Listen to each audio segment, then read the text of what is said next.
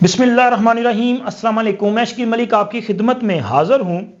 किस्मत की देवी जिस पे मेहरबान हो फिर उसको कोई ज़ेर नहीं कर सकता। और आजकल लग ये रहा है कि जनाब अली मियाँ नवाज शरीफ पर किस्मत की देवी बड़ी मेहरबान है, क्योंकि मियाँ नवाज शरीफ ने बाकायदा तौर पे वो अपनी जो एक स्ट्रेटजी लेके चले हैं वो मुकम्मल तौर पे सियासत के जो उफक है उस पर छाए हुए दिखाई देते हैं। और आज की सियासत के मरकज़ो महवर मियाँ नवाज शरीफ हैं। मियाँ नवाज शरीफ ने अपनी बेहतरीन हिकमत अमली से वो ये तासुर कायम करने में कामयाब हो चुके हैं कि वज़ीर आज़म नवाज शरीफ ही होगा। और ये बाकायदा तौर पे एक हवा चलना शुरू हो गई है। और मैंने अपने पहले एक वीलॉग में भी कहा था कि हमारे मुल्क बल्कि इस खित्ते का ये मिजाज है, या फिर इसको आप एक अलमिया कह लें, कि यहाँ पे एक साइलेंट वोटर जिसकी तादाद बहुत ज़्यादा है वो हमेशा हवा के साथ चलता है। मतलब उसकी शायद अपनी कोई चॉइस ही नहीं है। वो फैसला तब करता है जब लोग फैसला कर चुके होते हैं, या कि एक मोमेंटम बन जाता है कि भाई फलां जो है उसने ही आना है, तो वो कहता है यार इसी को वोट देते हैं। तो जनाब मियाँ नवाज शरीफ की ये बड़ी कामयाबी है कि उन्होंने हवाओं का रुख बदल दिया है। उन्होंने चंद दिनों में ही, हालांकि वो उस तरह से सियासत में बड़े एक्टिव नजर नहीं आए जैसा कि वो आगे चल के होंगे, तो आज की ही जो सियासी स्ट्रेटेजी है वो बता रही है कि मियाँ नवाज शरीफ ही अगले वजीर आजम हैं। और मियाँ नवाज शरीफ इस कदर ताकतवर हो चुके हैं कि अब उन्होंने एक नया पॉलिटिकल ऑर्डर, न्यू, एक था ना अमेरिका का वो 9/11 के बाद न्यू वर्ल्ड ऑर्डर, तो जनाब आज की सियासी सिचुएशन में पाकिस्तान और पंजाब के लिए मियाँ नवाज शरीफ का न्यू पॉलिटिकल ऑर्डर जारी हो चुका है। ये ऑर्डर क्या है और इसमें क्या अहकामात जारी किए गए हैं, ना सिर्फ मुस्लिम लीग नून बल्कि दीगर पॉलिटिकल पार्टीज के हवाले से भी इस न्यू पॉलिटिकल ऑर्डर में क्या क्या हदायत हैं, वो सारी तफसीलात आपके साथ शेयर करनी है। और मुस्लिम लीग नून वो को क्या ख्याल कर रही है कि उन्हें पाकिस्तान में मजमूई तौर पे और पंजाब में कितनी नशिस्तें जो हैं वो जीत सकते हैं। और जो तफसीलात मेरे पास हैं वो तो जनाब कुछ और ही इशारे दे रही हैं कि यहाँ पे तो शायद लोग कह रहे हैं कि जी ये सिंगल लार्जेस्ट पार्टी नहीं सर, ये तो 2/3 की तरफ जा रहे हैं। अब देखें, मैं जो आपके पास आप जो हकायक हैं वो सियाको सबाक के साथ आपके साथ शेयर कर दूंगा, लेकिन उससे पहले ये दरखास्त है कि हमारे इस चैनल को सब्सक्राइब कर दें, वीडियो को लाइक और शेयर ज़रूर कर दिया करें। मियाँ नवाज शरीफ की वापसी से पहले ही ये एक माहौल बनना शुरू हो चुका था कि मियाँ नवाज शरीफ ही जो फ्यूचर की सियासत है उसके फैसले कर रहे हैं। और ना सिर्फ PDM के दौरे हुकूमत में बल्कि इमरान खान के दौरे हुकूमत में भी खुद इमरान खान इस बात को तस्लीम करते थे कि लंदन में बैठा हुआ शख्स जो है वो फैसले कर रहा है। और ये मेरा ख्याल है कि उस बंदे के लिए अब वो कहते हैं ना कि ज़रा पानी शानी, मतलब चुल्लू भर पानी वाला, तो वो है कि भाई आप वजीर आजम हो और आप ये कहें कि एक शख्स जो लंदन में बैठा है वो फैसले कर रहा है, तो मेरा ख्याल है कि फिर उस वक्त इज्जत का रास्ता ये था कि आप आज खुद वजारत उज़्मा छोड़ते, आप इस्तीफा देते और घर चले जाते, ये बड़ी इज्जत थी। लेकिन मसला यह है कि इमरान खान इज्जत के साथ किसी भी काम को अंजाम नहीं दे सकते। वो समझते हैं कि जी मैं आखिरी बॉल तक लड़ता हूं। भाई आप आखिरी बॉल तक नहीं लड़ रहे, ये कोई क्रिकेट मैच थोड़ी था। जब आपको पता चल गया कि आपके अपने बंदे आपका साथ छोड़ चुके हैं, आपके इत्तेहादी आपका साथ छोड़ चुके हैं, तब भी आप बज़िद थे कि नहीं जी मैं ही रहूंगा। इवन कि आप ये कहते रहे कि आप उस वक्त की जो मिलिट्री इस्टेब्लिशमेंट थी उससे बार बार ये डिमांड करते रहे कि जी आप मेरा साथ दें, यानी कि आप इंटरवीन करें, आप मेरे इत्तेहादियों को प्रेशराइज करें, जिस तरह आपने इससे पहले सेनेट के इलेक्शन में, चेयरमैन सेनेट के इलेक्शन में और दीगर मौके पे मेरे लिए सहूलत कारी की, मेरे लिए जो है वो कुछ किया जो शायद किसी और के लिए नहीं आपने किया। तो आज भी वो किरदार अदा करें और इन लोगों को डरा धमका के जिस तरह भी है मेरे साथ रखें और मेरी हुकूमत रहने दें। आप किसी और की तरफ ना देखें या किसी आप ए पॉलिटिकल ना हो। वो चाहते थे कि जी आप ये करते रहें।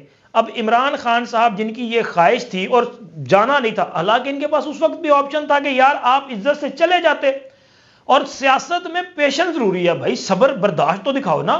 आप नहीं चला सके, आप डिलीवर नहीं कर सके, आप चले जाओ, इज्जत के साथ चले जाओ। लेकिन इमरान खान ने नहीं जाना था, क्योंकि इन्होंने बेइज्जत होकर जाना था। इन्होंने ये तारीख रकम भी करनी थी कि पाकिस्तान में ऐसा वजीर आजम जिससे आईनी रास्ते से अदम एतमाद की सूरत से, यानी कि कामयाबी से इसको निकाल दिया गया। ये आईनी रास्ता, हालांकि इससे पहले जितने वजीर आजम गए हैं ना, उनके खिलाफ कभी भी पार्लिमान से अदम एतमाद कामयाब नहीं हो सका। उनको मुख्तलिफ साजिशों के जरिए, अदालतों के जरिए, 58(2)B के जरिए घर भेजा जाता रहा है, या आपके फिर वो अपना मार्शल के जरिए, आपने ताकत के जरिए, चूंकि आपके पास ताकत थी तो आपने जनाब जमहूरियत पे शब खून मारा और मुंतखब वजीर आजम को जेलों में डाल दिया। इस तरह से गए। और इसके साथ साथ इमरान खान को यह इजाज भी हासिल है कि यह वाहिद एक्स प्राइम मिनिस्टर है कि जिस पर ऑफिशियल सीक्रेट एक्ट का मुकदमा चल रहा है। क्योंकि जो भी वजीर आजम या सदर होता है वो ऑन ओथ होता है फॉर लाइफ, कि आपके पास पाकिस्तान के जो क्लासीफाइड जो इंफॉर्मेशन हैं, खुफिया मालूमात हैं, वो आपने कभी भी कहीं भी किसी भी सूरत में डिस्क्लोज नहीं करती। लेकिन इस बंदे ने तो जनाब हुकूमत में रहते हुए साइफर जो है वो लहरा दिया था। अब इस पे मुकदमा चल रहा है। तो इमरान खान साहब का ये मसला ये है कि वो अपने ही, वो कहते हैं, किए का भुगत रहे हैं। और ये चाहते थे कि नवाज शरीफ, जिनको इनकी ख्वाहिश थी कि जनाब इनको हमेशा के लिए सियासत से आउट कर दिया जाए। और ये जब नवाज शरीफ जेल में थे, आपको याद है ना, तब भी ये बंदा क्या करता था यार, एक वजीर आजम जो है वो मौला जट की तरह बड़के लगाता था। वो अमेरिका में खड़े होके वहां पे जो है वो आस्तीनें चढ़ा के कहता था कि मैं इनका एसी बंद करवा दूंगा, मैं इनका जीना मुहाल कर दूंगा, मैं इनकी चीखें निकलवाऊंगा, मैं इनको रुलाऊंगा। अच्छा, अब किस्मत का खेल देखें, ना तो किसी ने उस वक्त चीखें मारी, ना कोई रोया, ना किसी ने यह कहा कि मुझे यह सहूलत नहीं मिल रही, ना किसी ने यह कहा कि मेरे सेल में चींटियां छोड़ी जाती हैं, ना किसी ने यह कहा कि भाई बारिश होती है तो पानी जो है वो मेरे सेल के अंदर आ जाता है, ना किसी ने यह कहा कि जनाब अली ये जो बाहर आपने सिक्योरिटी के लिए कैमरे लगवाए हैं इनको जरा हटा दे, ना किसी ने यह कहा कि ये 3 फीट की जो वॉशरूम की दीवार है इसको ऊंचा करें। किसी ने कुछ नहीं कहा। उन्होंने कहा जो भी हालात हैं, जैसे भी हालात हैं, उनका उन्होंने डट कर मुकाबला किया। और ये बंदा, इसका जो भी बंदा पकड़ा गया, वो जट दा पुत्र शहबाज गिल जब पकड़ा गया तो उसके सांसें नहीं दी जा रही थी। हालांकि उससे पहले देखना वो कैसे बड़के लगाता था, रंधे फेर दूंगा। और उसके बाद जनाब वो ऐसा रंधा फिरा है कि अपनी आवाज बंद होगी। फवाद चौधरी साहब जो है वो धाड़े मारकर रोना शुरू हो गए, और शेख रशीद साहब गले लग के रोना शुरू हो गए। खुद इमरान खान चीखो पुकार कर रहा है आज तक कि जी मुझे फलां सहूलत दो, फलां सहूलत दो। मतलब ये कोई जेल नहीं इनके लिए, ये समझते 5 स्टार होटल जैसी सहूलियत तो खैर मिल भी रही है। फिर भी अब देखें कि जिसे आउट करना चाह रहे थे वो तो प्लस होके आ गया। अब वही उस वक्त भी फैसले वो कर रहे थे, आज भी फैसले वो कर रहे हैं। और वो ना सिर्फ फैसले कर रहे हैं बल्कि आने वाले वजीर आजम हैं। और हर तरफ ये एक हवा चल चुकी है। इस वक्त मुस्लिम लीग नून का वफद जो सिंध में बैठा हुआ है, वहां पे उनके जाने के बाद पीपल्स पार्टी जो है वो मतलब परेशान है कि ज़ाहिर है भाई उनको जो बड़े सियासी मुखालफीन है उनका सामना करना पड़ जाएगा। सिंध के महाज पर वो परेशान है। बलोचिस्तान में तमाम मामला तय हो चुके हैं। मियां नवाज शरीफ ने चूंकि कल 13 नवंबर को जाना था, लेकिन अब उनका प्लान चेंज हुआ, वो 14 नवंबर को बलोचिस्तान जा रहे हैं। बलोचिस्तान में बाप पार्टी के साथ मामला तकरीबन काफी हद तक तय हो चुके हैं। इसके अलावा 20-22 ऐसे अफराद हैं जो मुस्लिम लीग नून में शमूलियत का ऐलान करने जा रहे हैं। यानी कि मियां नवाज शरीफ की हवा चल पड़ी है भाई। अब मियां नवाज शरीफ अगले वजीर आजम है। इसी तरह खैबर पख्तूनख्वा में भी आने वाले दिनों में आपको सूरत हाल जो इसी तरह की नजर आएगी। लेकिन पंजाब में जो इस वक्त सिचुएशन है वो बड़ी दिलचस्प हो चुकी है। पंजाब में बाज़ाब्ता तौर पे दौड़ लग गई है। वो लोग जो कभी नून लीग को छोड़ के गए थे ना, ये इलेक्टेबल्स या बाकी या गद्दी नशीन वगैरह, या जो लोग जिनको कहा जाता है ना घर दियां सीटां ने, उन्होंने वापसी का सफर बांध लिया है। और मुस्लिम लीग नून में रोजाना की बुनियाद पे अब लोग आ रहे हैं। कल मैंने आपको जो वीलॉग में इंफॉर्मेशन दी थी कि 5 के करीब ऐसे लोग वापस आए थे। तो अब जनाब जो नया पॉलिटिकल ऑर्डर जारी किया है उसमें मियां नवाज शरीफ साहब ने ये वाज़े तौर पे कह दिया है कि जनाब अली हमारे दरवाजे सबके लिए खुले हैं, लेकिन शर्त हमारी होगी। शर्त यह है कि जिसने भी आना है वो अपनी पॉलिटिकल जो वाबस्तगी है उसको छोड़ेगा, वो मुस्लिम लीग नून में शामिल होगा, तभी उसको मुस्लिम लीग नून के टिकट के लिए कंसीडर किया जाएगा। यानी कि अब इसका मतलब यह हुआ कि अगर कोई यह सोच रहा है ना कि वो तहरीक इंसाफ को छोड़ दिया या किसी और जमात को छोड़ दिया, वो आजाद हसीयत में लड़ेगा और मुस्लिम लीग नून उसको फैसिलिटेट करवा दे, अपना कैंडिडेट ना दे, वो कल को उनके साथ शामिल हो जाएगा, तो जनाब ऐसे किसी बंदे के लिए कोई गुंजाइश नहीं है।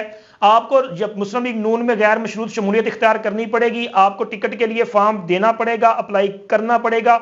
मैं उसके बाद जो अपना टिकट देने वाला जो बोर्ड है, पार्लिमानी बोर्ड, वो फैसला करेगा, उसके बाद आपको टिकट दिया जाएगा। अब जो शामिल नहीं होगा वो मुस्लिम लीग नून का हिस्सा नहीं होगा और उसके लिए कोई रायत नहीं। और यही पॉलिसी पंजाब में दीगर पॉलिटिकल पार्टीज के लिए है। अब आपके दिमाग में सवाल आएगा कि यार वो लोग जिन्होंने पंजाब में तहरीके अदम एतमाद के दौरान मुस्लिम लीग नून को सपोर्ट किया था, तो उनका फिर क्या बनेगा? उनके साथ जो वादे वही थे वो क्या होंगे? तो जनाब उनमें से मेजॉरिटी जो है वो तो चली गई है आईपीपी में, यानी कि तरीन साहब और अलीम खान साहब का जो ग्रुप था वो तो इकट्ठे हो गए ना, उन्होंने आईपीपी बना ली, उनकी अपनी जमात है। अब ये जमात के लेवल पे इलेक्शन के बाद फैसला किया जा सकता है, उससे पहले अभी तक ये जो नया पॉलिटिकल आर्डर उसके मुताबिक कोई किसी किस्म की सीट एडजस्टमेंट अभी नहीं होगी।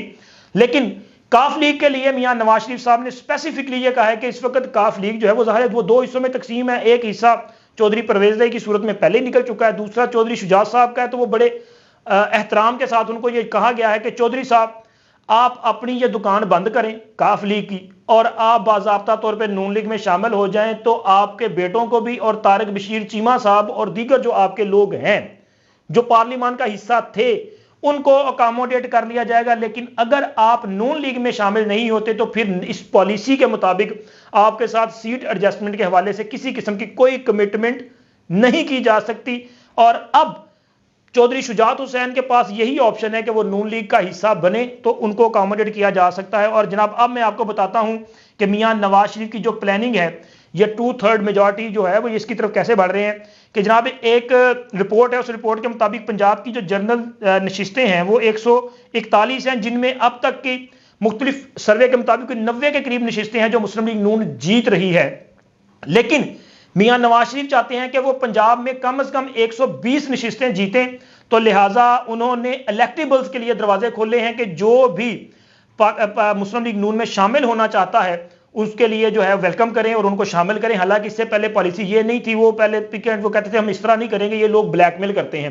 लेकिन अगर कोई इत्तेहाद करके आएगा ना, जैसे वो सूबा जनूबी पंजाब महाज था, तो उनके लिए कोई स्पेस नहीं है। लेकिन इनफरादी तौर पर अगर कोई आना चाहता है तो वो आए, लेकिन उसको टिकट नून लीग का मिलेगा और नून लीग के निशान पर ही उसे इलेक्शन लड़ना पड़ेगा। और अब अगर जनरल नशिस्तों में से 120 नशिस्तें मुस्लिम लीग नून जीत जाती है तो यहीं से उनको सिंगल मेजॉरिटी तो फिर मिल जाएगी। तो जो बलोचिस्तान से आ रही हैं, जो केपी की और सिंध से आएंगी, इसका मतलब फिर मामला तो बहुत आगे निकल जाएगा। और वही होगा जो मियां नवाज शरीफ हमेशा कहते हैं कि जनाब बैसाखियों वाली मुझे हुकूमत नहीं चाहिए। तो जनाब मुस्लिम लीग नून के लिए अच्छी खबर यह है कि बैसाखियों वाली हुकूमत नहीं, आपके लिए फुल फ्लैज हुकूमत आ रही है। अब आप तैयारी करें कि आपने अवाम को डिलीवर करना है और एक बार फिर साबित करना है कि आप पाकिस्तान के अवाम के दुखों का मदावा कर सकते हैं। अब तक इतना ही, अल्लाह हाफिज।